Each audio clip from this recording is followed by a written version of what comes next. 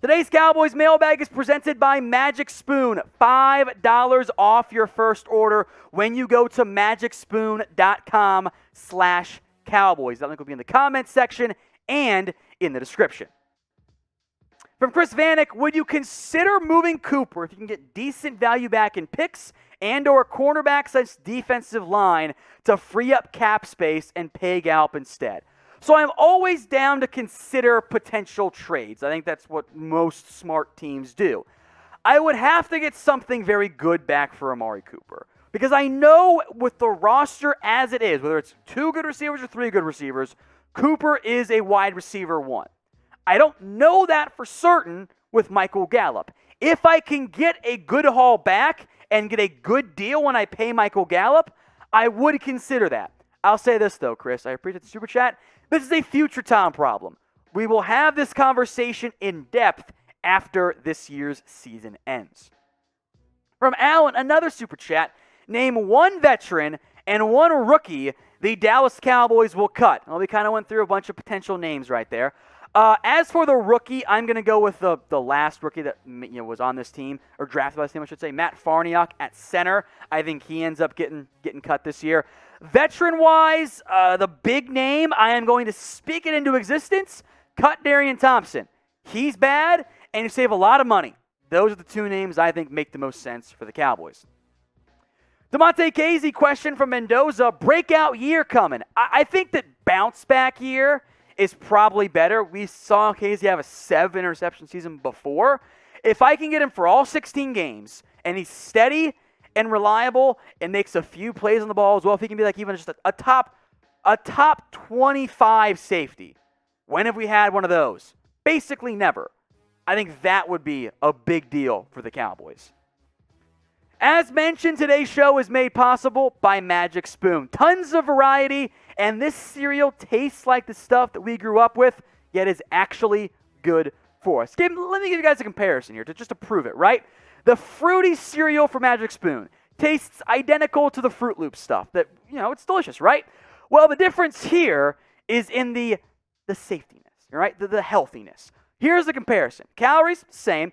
12 grams of sugar for Fruit Loops, 0 for Magic Spoon. 13 grams of protein for Magic Spoon, 2 for Fruit Loops. Net carbs, it's 4 versus 32.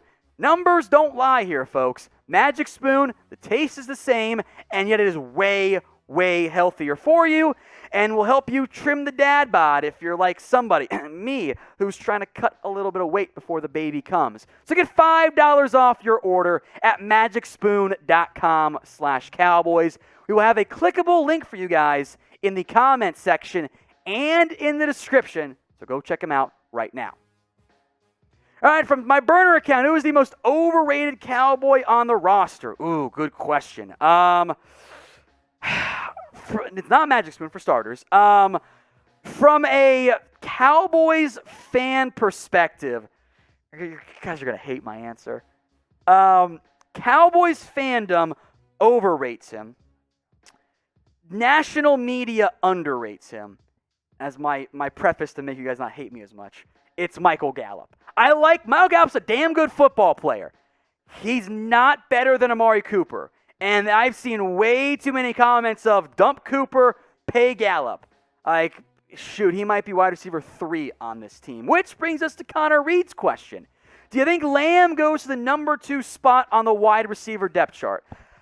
It doesn't really matter. The Cowboys' usage is heavy 3 receiver sets, and they'll tend to rotate the other guys to keep them fresh throughout if they're using 2 receiver sets. I'm going to put it this way. I think production-wise, CeeDee Lamb will be number 2 at worst on this team this year. So if that means you rank him at 2 at the depth chart, sure. I think I have him at 3 or whatever. The number 1, 2, 3 doesn't matter. Maybe one day I'll change it to 1A, 1B, and 1C to make everyone happy. From Soup Can Sam, is being on Hard Knocks a bad thing? Maybe. I don't think that Hard Knocks in and of itself is going to be the reason a team is bad. But I think Hard Knocks can reveal or help indicate sooner than later, hey, this team is mentally soft. This team can't handle the pressure. If, for example, you end up being a bad football team, it's not because, we were on Hard Knocks this year. It's probably that, hey, we were going to be a bad football team no matter what. So, yes, it can be a distraction, but there are always going to be distractions. The good teams find a way to ignore as many as possible. The bad teams let it overwhelm them in the end. So what do you guys think? Are you glad the Cowboys are on Hard Knocks? From a viewer perspective, yes, I am. I get to see the Cowboys more. And it's going to be 10x better than whatever the LA combo was last year that literally nobody watched. From a potential downside perspective, no, not that much. So get your votes in. Why for yes and for no. From Sebre, Tom, how productive of a season will Dak have? 1 to 10. If 10 is like Aaron Rodgers last year, and 1 is Ben DiNucci last year, probably like an 8 or a 9. I think you'll see Dak Prescott once again put up top 10 quarterback production as he was going to do last year and pretty much did in 2019 as well, and has been a top 10 quarterback for much of his NFL career and certainly is right now. El Shungo, Mukuamu showed a lot of ball hawk skills at corner. Let him battle there for a spot. Lewis potential at free safety. The Cowboys have said he's playing safety, and if they move him to corner, he's not making the team. Mukuamu's best chance, Israel Mukuamu, to make the roster right now is at safety. Even if you move Jordan Lewis from corner to free safety, you can't put Mukuamu in the nickel. It's Anthony Brown and kind of nobody. Maybe Kelvin Joseph, maybe, but probably not. He's mostly been an outside guy. So I think at this point, the Cowboys' intentions are clear. Mukuamu's playing safety, and then Jordan Lewis is this team's nickel. From Jerome, what do you think we're doing with Leighton? Letting him play for a season and then making a decision. They declined his fifth-year option. Clearly means that they don't trust him to stay healthy long-term and don't want to pay him big-time money. Now, if he balls out, that might change. But right now, I'd bet most of my money on he's not a Cowboy next year. At least one of LV and Jalen Smith won't be a Cowboy next season. Whatever is happening, folks, we will let you guys know. We got videos every single day. And oh, by the way, if you're watching this mailbag on demand on Saturday, if you want to be a part of them, hit that big red button and subscribe. That way you don't miss out. You get the notification, and the second that we're live, you can join us and chat some Cowboys and get your questions answered. From Geoff Lockley, are the rumors around Nahshon Wright being better than Kelvin Joseph true? In minicamp and OTAs, Wright made a more positive impression. Now, Joseph missed a lot of it. He had a bout of COVID that had to stay away from the team. Didn't look great out there anyway. I think there might be some expectations impacting who was actually better. But, yeah, mostly true. Also, not a necessarily final answer as it relates to corners. There's an entire camp still to come. Now, if Nahshon Wright clearly outplays Kelvin Joseph when all the media is there able to report every single day, okay, that's a good news for Wright, bad news for Joseph. I don't think that will happen in training camp. I think for camp, the Cowboys will end up getting a better Kelvin Joseph. So we'll see. I'm not panicking yet, but that's certainly a storyline to watch in camp and on Hard Knocks, frankly, and during the preseason as well. From Chris, what free agent were you most upset the Cowboys didn't make a move to go and get this year? Before it kind of became clear that his medical did not check out, was probably going to be Malik Hooker. The Cowboys have never paid safeties or paid anyone really in free agency. So insert long list of various players that got big money the Cowboys didn't pursue. In terms of like wow, I wish they'd done that deal. I was a little surprised specifically that Anthony Harris went for $5 million, but Damontae Kazee went for like $1 million. So I can't complain too much on that one. I probably would have preferred a better interior defensive tackle than just Carlos Watkins and Brent Urban. I would have preferred somebody better over Watkins. I love the pickup, though, of Brent Urban. From Brandon King, do you think Simi Fehoko can be a stud this year? He's a fan favorite. So I like Fehoko a lot coming out of Stanford. I thought he made Davis Mills, especially in the UCLA game, look a lot better than what Davis Mills really was. But I also don't think Fehoko was there to be an instant impact guy. Remember, he went in the 5th round. not that many 5th-round guys end up emerging. So I am looking at my draft notes here. I had a 4th-round grade on Fehoko, so I love the value there. I think he could be a number 3 receiver for this team, mostly on the outside. But barring injury, how is he getting on the field? He ain't playing over Gallup, over Cooper, or over Lamb. I think this year might end up being a little bit more of a redshirt season. From Chris Christensen, what a weird name. Sorry, bud. Which rookie will surprise the most?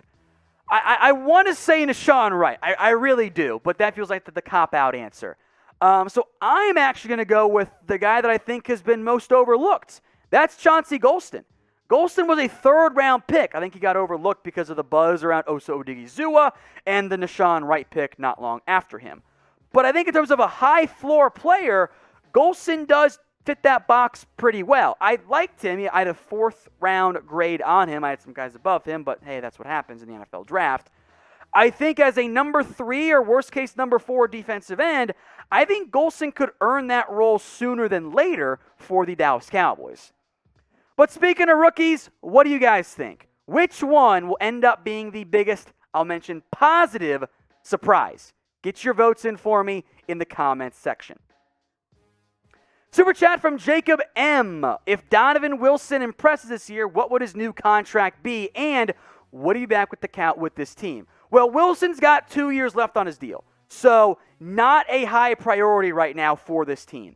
If he impresses this year and frankly probably next year as well, depending on how impressive he is, you're probably looking at a borderline, if not exceeding, double-digit a year contract, talking $10 million plus or more. That's the going rate for great safety. So if he gets there, awesome. Let's pay him. I think that is more of a future Tom problem, though, than a pressing one for this Cowboys team. From Salad Jr., for the future, if Jordan Lewis, Kelvin Joseph, and Nahshon Wright reach their potential or at least become solid players, how do we play all of them in order to have the best players on the field? Also a potential future Tom problem. Here's the problem, and part of the reason why I didn't love the Nahshon Wright pick. Lewis is your nickel. Joseph is your outside corner. Diggs is your outside corner.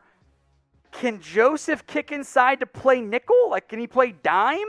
Because Nahshon Wright is an outside corner. Diggs is an outside corner.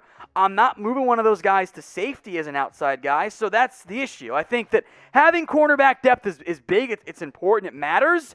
But getting all of them on the field is a little tricky to do with the way that defenses are built these days. From Steven Gonzalez, do you think Patrick Surtain would have done better than Micah Parsons with the Cowboys? He would have filled a bigger need, unquestionably. He would have started day one on the outside. Micah Parsons probably plays a starting snap number at linebacker. So at this point, I had Surtain higher than Parsons, so I think the answer is yes. But Parsons is the guy here, so I'm going to cheer for him. From Chris Vanak, does Jabril Cox get to see the field much this year on defense without an injury to someone? I think he could be our Fred Warner. I'm not going to give him the Fred Warner comp. I love Fred Warner. I think he's a top 2 linebacker in the NFL, or top 3, and he's not 3, whatever phrase you want to use there.